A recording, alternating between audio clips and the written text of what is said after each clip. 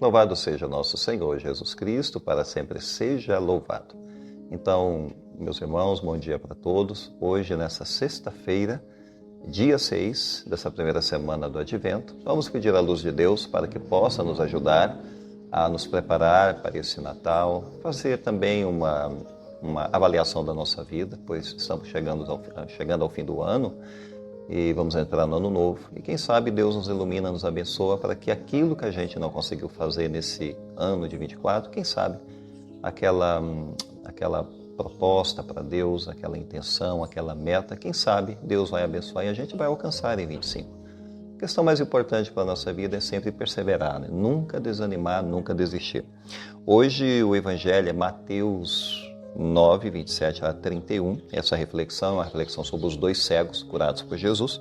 Vamos pedir a Deus então que nos ajude a meditar essa palavra e desejar, deixa o seu like nesse vídeo e também compartilhe com seus amigos. Vamos iniciar então a proclamação do Evangelho. Proclamação do Evangelho de nosso Senhor Jesus Cristo segundo Mateus. Glória a vós, Senhor. Naquele tempo, partindo Jesus, dois cegos o seguiram gritando: "Tem piedade de nós, filho de Davi." Quando Jesus entrou em casa, os cegos se aproximaram dele. Então Jesus perguntou-lhes: "Vós acreditais que eu posso fazer isso?" Eles responderam: "Sim, Senhor." Então Jesus tocou nos olhos deles, dizendo: "Faça-se conforme a vossa fé." E os olhos deles se abriram. Jesus os advertiu severamente: "Tomai cuidado para que ninguém fique sabendo." Mas eles saíram e espalharam sua fama por toda aquela região. Palavra da salvação, glória a vós, Senhor.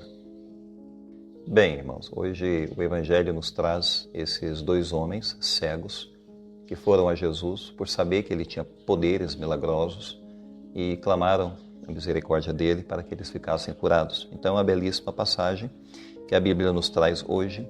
E Jesus curou muitas pessoas, muitas pessoas. A cegueira era uma coisa comum naquele tempo.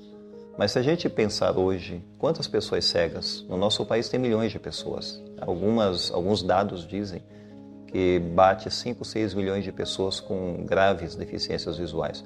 Nos Estados Unidos, a cifra de pessoas cegas ou com graves deficiências visuais chega a 10 milhões, 11 milhões.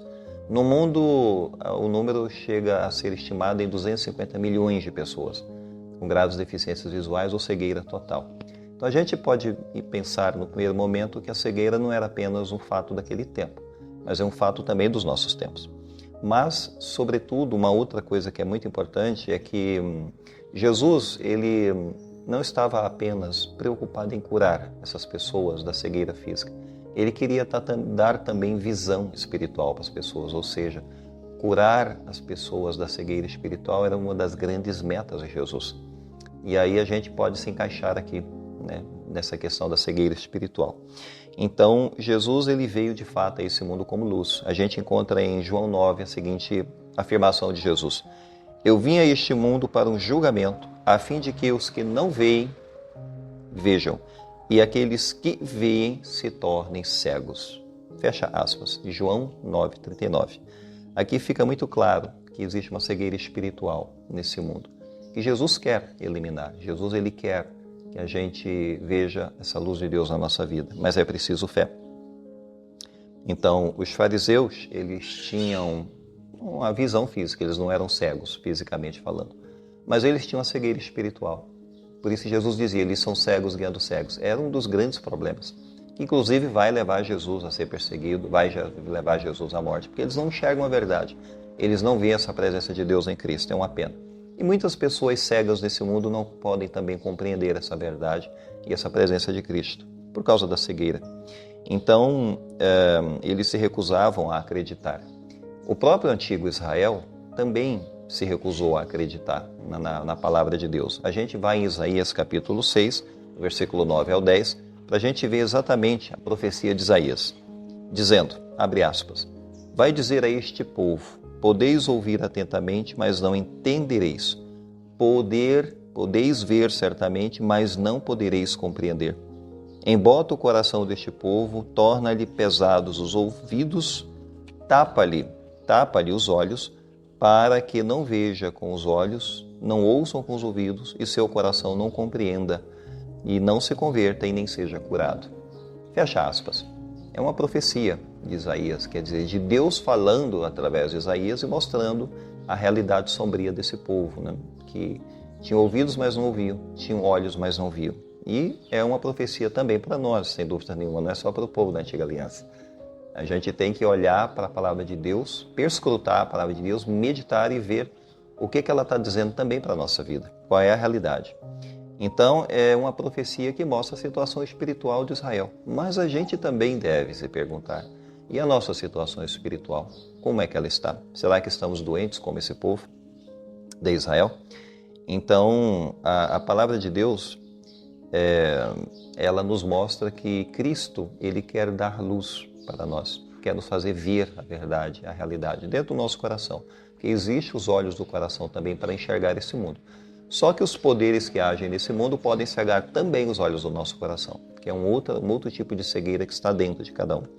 Então, a identidade de Jesus, que é uma identidade messiânica, revelava que ele veio, né, para fazer essa cura nesse mundo. A gente vai a Isaías 61, que é uma profecia que Jesus citou na sinagoga, quando ele lá pregou a palavra de Deus, e o profeta Isaías havia dito o seguinte, abre aspas, Isaías 61, versículos 1 ao 2. O Espírito do Senhor está sobre mim, porque o Senhor me ungiu para pregar a boa nova aos pobres. Me enviou para aliviar os corações partidos e proclamar a liberdade aos cativos e libertar das trevas os prisioneiros e proclamar um ano em favor do Senhor. Fecha aspas. Então aqui está. Isso aqui é o papel de Messias, é esse o papel dele, de libertar, de dar visão, né? De trazer para a luz aqueles que estão nas trevas, os cativos, também quebrar as correntes da vida deles. Mas é necessário a fé em Cristo, porque sem a fé algumas portas não se abrem. Então é o que esses cegos hoje no Evangelho têm, né? Vós acreditais que eu posso fazer isso? Vocês têm fé? Vocês acreditam realmente que isso pode acontecer, que a vida de vocês pode mudar? Tudo é possível. Tudo é possível pela fé, sem dúvida. E eles acreditaram. Então Jesus disse, faça-se conforme a vossa fé. O milagre aconteceu. Então era uma situação, sim, dependente da fé. A gente percebe aqui. E isso é símbolo da libertação que ocorre na vida deles. E, ao mesmo tempo, nos ensina sobre confiança em Cristo. Temos que alimentar a nossa fé. Temos que confiar nele, por mais difícil que seja. A gente, então, nesse evangelho dos dois cegos, podemos nos perguntar quais são as cegueiras na nossa vida. O que tem que melhorar na nossa fé? Como nós temos que trabalhar da nossa confiança? O que nós temos que melhorar também na nossa capacidade de confiar mais em Cristo? Temos passado por desafios na nossa vida que têm nos desanimado, que têm nos deixado abatidos? Vamos pensar nessas realidades, vamos pedir a Deus a sua luz para esse dia, porque Ele é aquele que cura os cegos e também vai nos curar. Vamos pedir a bênção de Deus agora para terminar essa reflexão. Em seguida eu deixo uma pequena palavra sobre o santo do dia também, que é interessante, assim a gente ver o santo do dia para nos ajudar em nossa caminhada. Não esqueça de dar o seu like, de compartilhar esse vídeo também. O Senhor esteja convosco, Ele está no meio de nós. Abençoe-vos Deus Todo-Poderoso, Pai, Filho e Espírito Santo. Amém. Fiquemos em paz, tenhamos um bom dia, o Senhor nos acompanhe. Hoje, nesse 6 de dezembro, celebramos a vida de São Nicolau de Myra, uma figura icônica do cristianismo, especialmente conhecida por sua generosidade e bondade para com os necessitados. Celebrado nesse 6 de dezembro, sua história se entrelaça com a origem da própria lenda do Papai Noel. Nascido na antiga cidade de Pátara, na Ásia Menor, atual Turquia, por volta do século III, Nicolau era filho de uma família rica e devota. Tornou-se bispo da cidade de Myra e era conhecido por sua fé inabalável e por realizar diversos milagres. Uma das histórias mais famosas a seu respeito conta que Nicolau ajudou 3 moças pobres, colocando moedas de ouro em suas meias que secavam na lareira. Essa história inspirou a tradição de deixar meias para o Papai Noel encher de presentes. São Nicolau é o padroeiro de diversas profissões e causas, como marinheiros, banqueiros, crianças e até mesmo o padroeiro da Rússia. Com o passar dos séculos, a figura de São Nicolau foi adaptada e incorporada a diversas culturas, dando origem a personagens como Sinterklaas, holandês e o Papai Noel. E, de fato, a sua história de bondade e compaixão com os mais necessitados o tornou um símbolo de generosidade e altruísmo. Os muitos milagres atribuídos a ele fortaleceram sua fama e atraíram devotos de todas as partes. A adaptação de sua figura a diferentes culturas o tornou um personagem universal, capaz de unir pessoas de diferentes origens e crenças. O legado de São Nicolau transcende as fronteiras religiosas e culturais. De fato, ele inspira-nos a ser generosos, nos inspira a ter fé, nos inspira a celebrar a vida, valorizando os momentos especiais, compartilhando alegrias com as pessoas que amamos. Em resumo, São Nicolau é mais do que apenas um santo, é um símbolo de esperança, bondade e generosidade. Sua história continua a inspirar milhões de pessoas em todo o mundo e sua figura continua viva nas tradições natalinas de diversos países. São Nicolau, rogai por nós.